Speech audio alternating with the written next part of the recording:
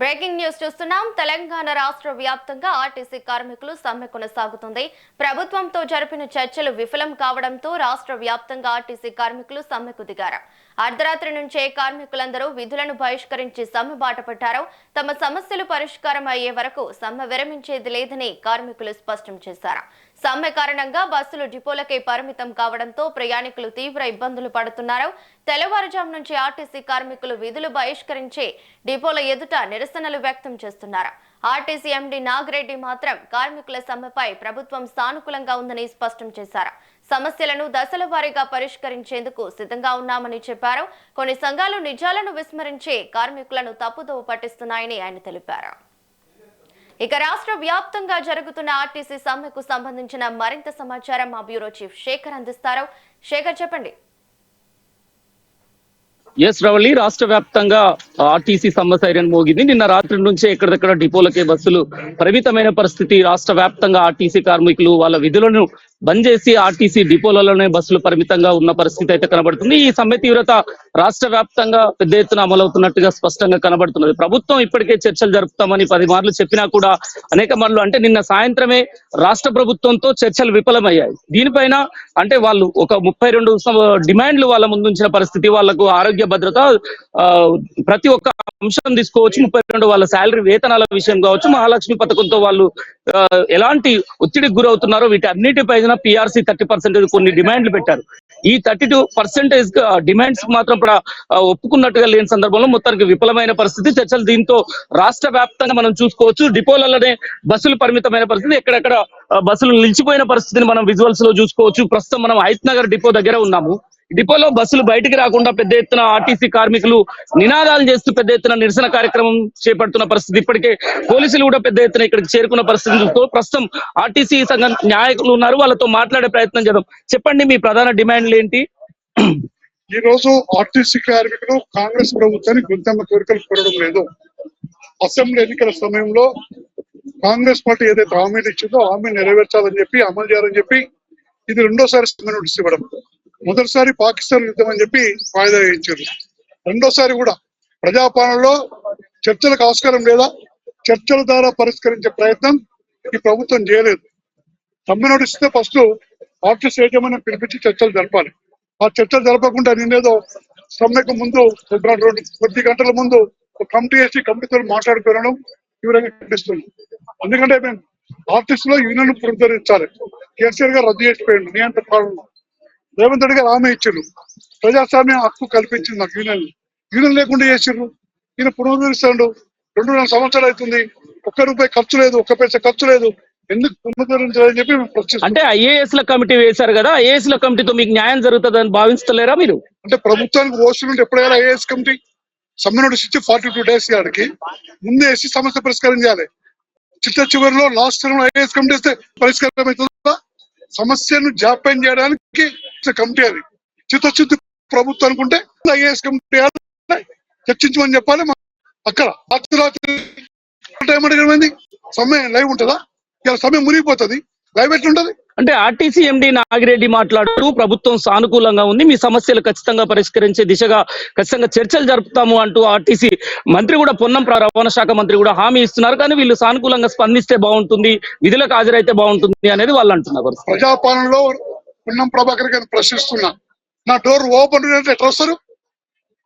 సమయం చెప్పు, కార్మిక సంఘాలతో పిలిపి కార్మిక సంఘాలతో మాట్లాడు. మేము చెప్పిన వర్ష పోయి కమిటీ చేయండి. విధానం ఏందండి? సమ్మర్ నోటీస్ ఇచ్చిన యూనియన్ వచ్చి ఎండీ గారు మాట్లాడాలి. 32 సమస్య, 10 సమస్యలు, 15 సమస్యలు కమిటీ చేస్తారు. కమిటీ దగ్గర లిస్ట్ వస్తుంది, 20% వస్తుంది. కమిటీ దగ్గర 20% వస్తుంది. అవసరం ఉంటే రిపోర్ట్ ఇస్తే 30% పెంచి 32 20. ఇది పద్ధతి. సమ్మె చర్చలు పిలవకుండా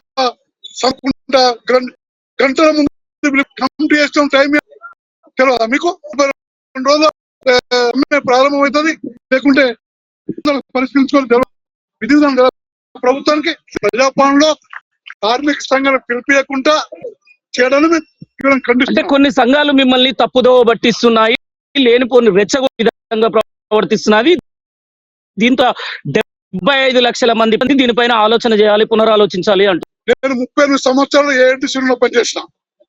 ఈ మేనిఫెస్టో పెట్టాక కాంగ్రెస్ పార్టీలో చేరిన 18 నవంబర్ 2023 నా ఉద్యోగం పోతామని చెప్పి కాంగ్రెస్ పార్టీ హామీలు ఇచ్చింది కాబట్టి కేసీఆర్ కటావో కాంగ్రెస్ పార్టీకి తీసుకురావాలని డిపోలు తిరిగి కాంగ్రెస్ ప్రభుత్వంలో నేను ముఖ్య పాత్ర వహించిన. గెలిచినాక ఐఎన్టీసీని బలోపేతం చేసినాం. ఐఎన్టీసీ నాయకత్వం పట్టించుకోలేదు. నేను ఐఎన్టీసీలో ఉన్నా కానీ ఉద్యమాలు చేయొద్దు అంటారు, జేఏసీలో పోవద్దు అంటారు, సమస్య పరిష్కరించారు. నా 30 ఏళ్ళ చరిత్ర ఏమంటుంది? కార్మిక పక్షపాతిని, జైలు పోయినా, ఉద్యోగం కోల్పోయినా, ప్రమోషన్ కోల్పోయినా, రాసుకుని పోయి ఏం చేసినామంటే ఏం చెప్పాలి? పిలిపించి మాట్లాడరా? ఏ మినిస్టర్ చిత్తతో మాట్లాడారు? రెండేళ్ళు ఐఎన్టీసీలో పనిచేస్తే కాంగ్రెస్ అనుబంధ సంఘము సమస్య పరిష్కారం పనిచేయలేదు. రాజీనామా చేసినప్పుడు న్యూట్రల్గా ఉన్నా ఆ పని ఏం చేయలేకపోయిన వాళ్ళు చిత్తశుద్ధి లేదండి. ఏదో ఓట్ల గురించి డ్రామా ఆడారు. నేను చెప్తున్నా ఇప్పుడు కూడా రేవంత్ రెడ్డి గారు ఓట్లు రావాలి, రేవంత్ రెడ్డి గారు కల్పించుకోవాలి. నేను అందరి దగ్గర బట్టి దగ్గర పోయినా, పొన్నం దగ్గర పోయినా, గుత్తుల శ్రీరాబాబు దగ్గర పోయినా, మన ఉత్తమ్ కుమార్ దగ్గర పోయినా ఎవరు కూడా అంటే పట్టించుకోవాలి. ప్రభుత్వం ఈ రోజు మరోమారు చర్చలకు పిలిచే అవకాశం ఉందని అంటున్నారు. నిన్న రాత్రి జరిగిన చర్చలు విఫలమయ్యాయి అంటున్నారు. ప్రధాన మీరు పెట్టిన డిమాండ్ లేనిది ఎందుకు విఫలమయ్యాయి? ఈ రోజు మరోసారి చర్చలకు వెళ్లే అవకాశం ఉందా? మీరు ప్రతిసారి క్షణం చర్చల ద్వారా సమస్య పరిష్కారం కావాలని కూడా చేయడం సమాజాన్ని సోపదు. దీర్ఘకాలం అయితే ప్రభుత్వం నష్టము, ఆర్టీసీకి నష్టము, కార్పొరేట్ ప్రజలకు నష్టం. దీర్ఘకాల సమస్యలు నా లైఫ్ లో 2001లో ఉన్నప్పుడు ఎలక్షన్ లో ఏమైంది? గెలిచి వైఎస్ రాజశేఖర గారు ఇది ఆర్టీసీ కార్మికులు చైతన్యం వల్ల మొత్తం చేయడం వల్ల మేము గెలిచామని చెప్పి 2020 సంబంధం జరిగింది 55 రోజులు. ఏమైంది? నెక్స్ట్ జిహెచ్ఎంసీ ఎలక్షన్ లో 11 నియోజకవర్గాల కార్పొరేషన్ 10 గెలిచింది. బీజేపీకి బలం లేదు. ఆర్టీసీ ప్రతి కార్పొరేషన్ ఏరియాలో 1000-1500 మంది ఉంటారు. ఎక్కడ గెలిచి 60-70-100 ఓట్లతో గెలిచారు. ఈ నెక్స్ట్ జిహెచ్ఎంసీ ఎలక్షన్ లో కూడా మేము శాసిస్తాం గెలిపోవడం. అలాగే అసెంబ్లీలో కేసీఆర్ ఓడగొడతాం తీసుకొచ్చినాం. అది రేవంత్ రెడ్డి గారు కూడా చెప్పారు, నేను గెలవడానికి ఆర్టీసీ కార్మికులు ప్రాప్తం ఉందని చెప్పి. మర్చిపోతున్నారు. దీర్ఘకాలిక ప్రభుత్వం కార్మికుల సంస్థల నష్టం. ఇప్పుడైనా ఎవరితో కాదండి, ఒక ఉద్యోగులు వాళ్ళ సమస్యల మీద కొట్లాడాలి తప్ప వాళ్ళ రాజకీయ సంబంధం లేకుండా వాళ్ళ ఉద్యోగ సమస్యలు ఆడాలి తప్ప ఈ యూనియన్ల పేరుతో చేస్తే చర్యలు కూడా తీసుకుంటామని ప్రభుత్వం ఇండైరెక్ట్ గా హెచ్చరిస్తుంది. అవసరం ఒకటి ఇలాంటి స్థితితో కూడా చర్యలు తీసుకునే అవకాశం కూడా ఉంటే ఎలా చూస్తారు దీన్ని? రేవంత్ రెడ్డి గారికి నేను చెప్తున్నా, ఇక్కడ రాజకీయం ఎక్కడుంది? మీరు పెట్టి సమస్య పరిష్కరించి మేము సమ్మె చేస్తే అడగండి. నువ్వెప్పుడు మద్దతు ఇవ్వలేదు. అప్పుడు వస్తున్నాడు వాడు తీసుకుంటారండి. 50 రోజులు రేవంత్ రెడ్డి గారు బుల్లెట్ మీద పోయి ప్రగతి బండు తాకలేదు. ఇదే మంచి మాకు మద్దతు ఇవ్వలేదా? మేము కడుపు కాలు అందరి మద్దతు తీసుకుంటాం. ఎవరు చెప్తే మేము చేసేవాళ్ళం కాదు. మాకు శక్తియుక్తులు ఉన్నాయి, మాకు అంత తెలివి ఉంది. మీరు అంటే అంటారు కదా, ఆ 4 సమస్యలు పరిష్కరించు మేనిఫెస్టో పెట్టాయి. ఏంటి ఆ 4 సమస్యలు? యూనియన్ అని పునరుద్ధరిస్తా, బిల్లుల సమస్య పూర్తి చేస్తా, ప్రభుత్వ గుర్తింపు, బకాయిలు మొత్తం ఇస్తారు. నేను రిటైర్మెంట్ 15 లక్షలు, 14 లక్షలు, 16 లక్షలు కావాలండి. మాకు పెన్షన్ లేదు. రిటైర్మెంట్ వల్ల డబ్బులు ఇవ్వా? స్కీమ్ మేము వేరే స్కీమ్లు మేము వ్యతిరేకిస్తలేము. అన్ని స్కీమ్లు అమలు చేస్తున్నాగా. నాకు కష్టాలు ఇస్తామండి. పిఎఫ్ డబ్బులు, నేను జమ చేసుకున్న డబ్బులు, నా గ్రాట్యుటీ డబ్బులు 2017 పే స్కేల్ అయింది. ఇవాళ 2021 కావాలి, 2025 కావాలి. 2017 స్కూల్ ఫీజు, నిత్యావసర సరుకులు 2017 ఉన్నాయా? 2017 8 ఏళ్ళు. 8 ఏళ్ళకి జీతాలకు పని చేస్తున్నాం. ఇంకేం చేయాలి? అదొకటి ఉంది. తర్వాత ఒక విద్యుత్ బస్సులు వస్తున్నాయి. విద్యుత్ బస్సుల వల్ల కాంగ్రెస్ ప్రభుత్వం ఏమవుతుంది? విద్యుత్ బస్సులు కేంద్ర ప్రభుత్వ పాలసీ వచ్చింది. డైరెక్ట్ ఆర్టీసీ ఉంటే సబ్సిడీయా? పెద్ద పెట్టుబడిదారులు అంటే వాళ్ళకు ఉంటే బడా పెట్టుబడిదారులు కార్పొరేట్ సెక్టర్ ఉంటే సబ్సిడీ ఇస్తుంది. ఇలా ఫస్ట్ బస్సులు నడుస్తున్నాయి. 2 కోట్ల రూపాయలు మెగా కృష్ణానికి ఇస్తాడు. అదే ఆర్టీసీ ఉంటే ఏ రాదు, సబ్సిడీ అని చెప్పి పెట్టింది. ముఖ్యమంత్రి రాసిండు, ఆర్టీసీ ఉంటే పిఎంఈ డ్రైవ్ స్కీమ్ కింద అవి మాకు ఏమేమి ఉంటామని రాసిండు. దీనివల్ల ఏమైంది? డిపో ఖాళీ అయిపోతుంది. గ్యారేజ్ మొత్తం ఉండరు, డ్రైవర్లు ఎవరు ఉండరు.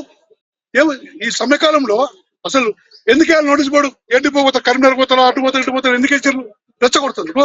సమ్మె నోటీస్ ఇచ్చారు. ఇప్పుడు ఎలక్ట్రికల్ బస్సులు వస్తలేవు. డిసెంబర్లో వస్తున్నాయి. రచ్చగొట్టుకున్నప్పుడు ఏంది యాజమాన్యం ఎందుకు వేసిన నోటీస్ బోర్డు? డిసెంబర్ వచ్చే ఎలక్ట్రికల్ బస్సులకు ఇదిగో ఇప్పుడే ఏడిపోతే బిల్డింగ్ ఇచ్చింది కడిగినాం. ఒకటి ఎన్ని ఉన్నాయి, ఎవరో ఎన్నిక శక్తులు ఇవ్వలేరు. మా శక్తితోటి, కార్మికుల శక్తితోటి, యుక్తితోటి, కార్మికుల ఐక్యతతో చేస్తాం. నేను హర్షిస్తున్నా. ఈరోజు విద్యుత్ బస్సుల డ్రైవర్లు 5 డిపోల సంపూర్ణ మద్దతు ప్రకటించారు. రాష్ట్ర వ్యాప్తంగా ఉన్న విద్యుత్ డ్రైవర్లు కూడా ప్రకటించండి. అంటే ఆల్టర్నేట్ బస్సులు కూడా ఏర్పాటు చేశాము, కొంతమందికి ఉపశమనం కలిగేలాగా అంటుంది. ప్రభుత్వం చర్యలు తీసుకుంటుందంట. ఎందుకంటే కేసీఆర్ గారు 50 సమయంలో ఇచ్చిన సెల్ఫ్ డిసిషన్ మా కార్మిక యుద్ధం చేసేటప్పుడు మా సైనికులు ఎవరు చనిపోదు, మా వాళ్ళు ఎవరు పోదని చూస్తాం. పిరికి పందేలాగా బయట చేస్తాం. ఏం చేస్తాం? మేము సమ్మె విజయవంతమే కదా, మా కార్మికులందరూ సమ్మెలో పాల్గొన్నారా లేదా అంటే అర్థమైంది. దీనికి వైలేషన్ మీరే చేయాలని చూస్తున్నా. మేము అందరం సమ్మెలో ఉన్నప్పుడు మా కళ్ళ ముందు ఇతరులు తీసుకొచ్చి, వేరే వాళ్ళు తీసుకొచ్చి నడిపిస్తుంటే మేము దాడి చేస్తే వైలేషన్ అంటూ.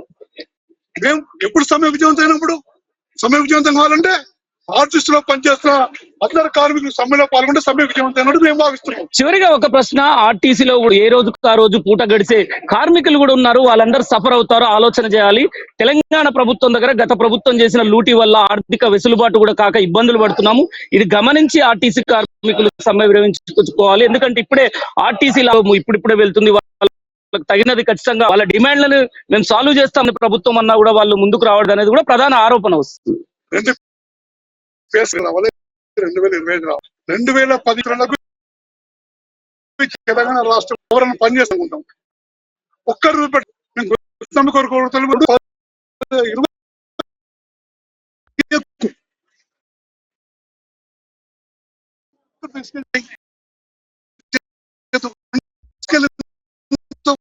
ఎవరైనా ఉండరా ఇవ్వకుండా? ఏముంది చూడండి, అడుగు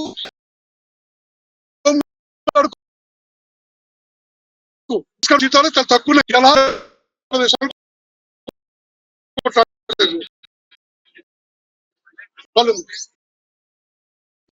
ఉమ్మడి రాష్ట్రం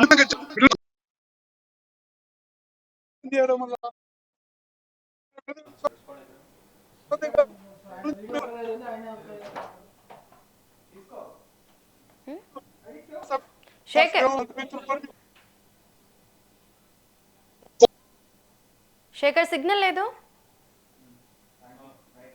okay right, thank you Shekhar.